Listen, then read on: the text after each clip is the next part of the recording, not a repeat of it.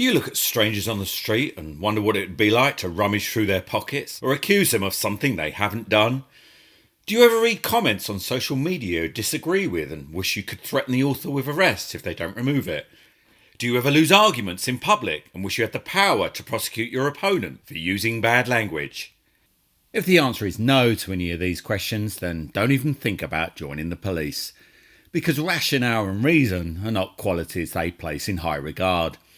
Those qualities have about as much value these days as the desire to tackle crime or serve the public. That's just so 1950s. It's no secret that the establishment is more interested in policing behaviour that refuses to conform rather than policing behaviour that is criminal. Our modern day police service has become a blunt weapon of the state to protect the state from its people rather than to protect its people from crime. Just take a look at the 9 principles established by Robert Peel in 1829 that defines an ethical police force to see how far we've drifted from the notion of policing by consent. To secure and maintain the respect and approval of the public means also securing the willing cooperation of the public. What was Peel on? Had he just fallen out of one of the many opium dens that lit the streets of London at that time? Didn't he realise that it was far easier to secure the cooperation of the public by fear of arrest rather than favour? And how about this one? To use only the minimum degree of physical force which is necessary on any particular occasion for achieving a police objective.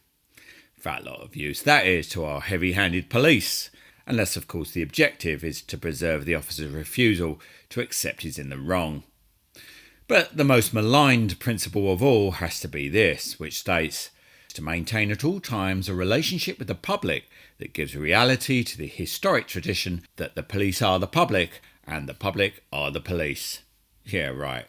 A sentiment that's more likely to fall from the mouth of a Miss World contestant than a modern day police officer. Only the top brass of the service refuse to acknowledge that an us and them attitude has developed between the police and the public alike. Most people are highly suspicious of the police, and in turn, the police tend to see the majority of the public as criminals just waiting to happen. We, the public, are regarded as ungrateful and undeserving of the sacrifices made by the selfless heroes who become cops, a people better and more deserving than the rest of us, just by virtue of their own self-inflated opinion of themselves. Qualities, or should I say symptoms, very similar to those who suffer from narcissistic personality disorder, something I touched on briefly in my last video and want to expand upon here in the form of a question. That question being, why do so many officers who display symptoms of NPD succeed in joining the police? And why are they not weeded out during the assessment process? The answer I posit is that it's because so many of the symptoms of NPD facilitate the motivation to join the police in the first place. In fact, the two are so similar as to be virtually indistinguishable from each other. To prove my point, let me read you the list of recognised symptoms of NPD so you can judge for yourself how closely it relates to the behaviour of police officers, at least of the kind regularly featured on this channel. Number 1. Self-importance. People with NPD have an inflated sense of self-importance and overconfidence that is out of all proportion to their abilities and position. They believe themselves to be superior to others and assume others to be jealous of that superiority. Number 2. Sense of entitlement. The narcissist believes that they have an automatic right to status and respect for no apparent reason. They believe that they deserve to be in the company of the elite and that their demands should be responded to without question. Number 3. Craving for admiration. The narcissist has a constant need to be recognised and praised for their superiority and to be identified as distinct and special from ordinary people. Number 4. Critical and condemning of others. The narcissist will be quick to find fault in others, but will not accept fault in themselves.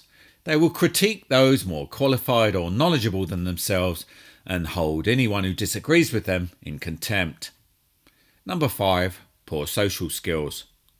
The narcissist has trouble interacting with people in a normal social environment and will often have to resort to artificial methods of communication as a means to engage with others. They will be oblivious of others' needs and feelings and will regard people only on the basis of how they can be taken advantage of. Number 6, rejection of criticism. The narcissist will not only reject criticism, but will often overreact to it. This may cause them to lash out or harbour a bitter resentment toward their critic. Either way, the narcissist will not allow even the least criticism to pass without protest or action.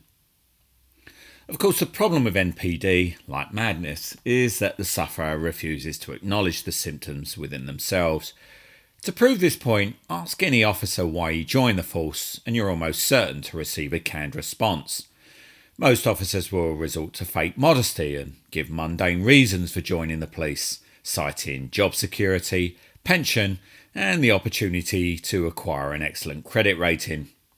You could power a major city for a month with the methane peeling off this bullshit. I could name about 20 unskilled jobs that had better pay, better career prospects, pension and creditworthiness than police officer, none of which involve the perceived high risk of personal injury, stress and rejection rate. If you do have designs on becoming a cop, there's plenty of websites, forums and materials that will help you determine whether or not the service is for you. The College of Policing even provides a Q&A that assesses your suitability for joining the force, which I've linked to in the description. I took the test and scored 36 out of 60, which is quite impressive really, considering I didn't click a single yes or no answer and simply hit the forward button every time. So, even if you're so fuck-witted, a yes or no answer is too taxing for you, as long as you can repeatedly smack your mouse button, the police will still have you. Although you might stumble at the numeracy test set during the assessment day, which weeds out the total idiots from the total idiots. See if you can get your head around these sample conundrums. 8 magazines contain 110 pages each. How many pages are there in total? Have you broken out in a sweat yet? Well, never fear, because this question, just like all questions in the numeracy test, are multiple choice. So where you fail in academia, you might make up for in guesswork. Here's another one. If there have been 60 accidents along one stretch of a motorway in the last year, how many on average have occurred each month? Did you get it? 60 divided by 12 equals 5? A wallet has been found containing one £20 note, 5 £5 notes, a 50p coin and 3 2p coins. How much is in the wallet? The correct answer being, of course, what wallet? Mental illness and numeracy skills aside, what amazes me is why so many white heterosexual men continue to apply to a service that regards them as nothing more than consolation prizes in a competition for most politically correct force. Take West Yorkshire Police, for instance, which has ethnically cleansed white men entirely from its recruitment page, a sentiment replicated by most false websites. Also take this statement by Devon and Cornwall Police, which I'm not even going to read out loud, as to do so will have YouTube automatically demonetising this video, if it hasn't been already, because it engages a group of people utterly forbidden from mention. So instead, I'll read it out in what I think approximates the voice of the author.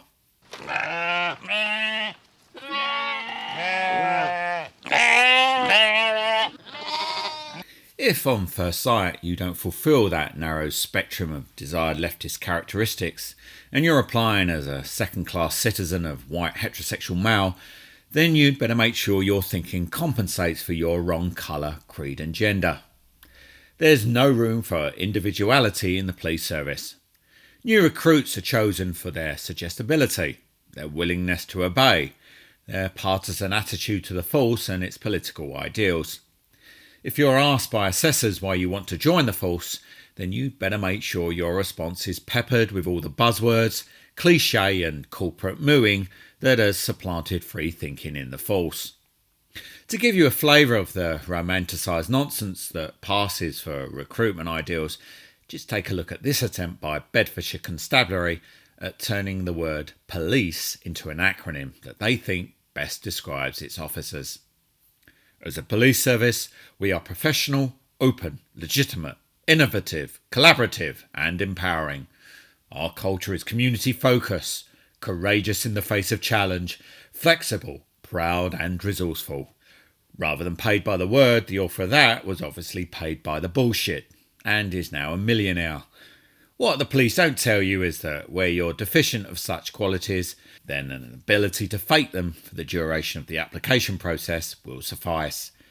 This is because new recruits do not undergo any kind of psychometric tests, and instead, assessors attempt to extract the true character of the applicant from a range of cliched corporate questions that invite rehearsed and predictable responses. Incidentally, if there are any serving police officers watching this, which is unlikely because they're usually too busy creating phony YouTube accounts to smear me in the comments, but there's a link in the description which will allow you to take a narcissistic personality test. You should try and answer each question with your gut instinct rather than second guessing what an appropriate answer should be. I took the test myself and scored 14, which thankfully took me outside the scope of NPD. Of course, these online tests aren't clinical, but they're as good a starting point as any. Which leads me to the obvious question. Why aren't such tests a mandatory part of police recruitment? And I don't mean setting questions that inspire only one obvious right answer, like much of the police application form. Academics and researchers have found many ways of overcoming the inherent second guessing that arises from questionnaires, and compose questions in such a way that favourable answers cannot be predicted, and may even backfire. The truth is simple. If the police attempted to weed out all the clinical narcissists from its recruitment process, there would, quite possibly, be no applicants left.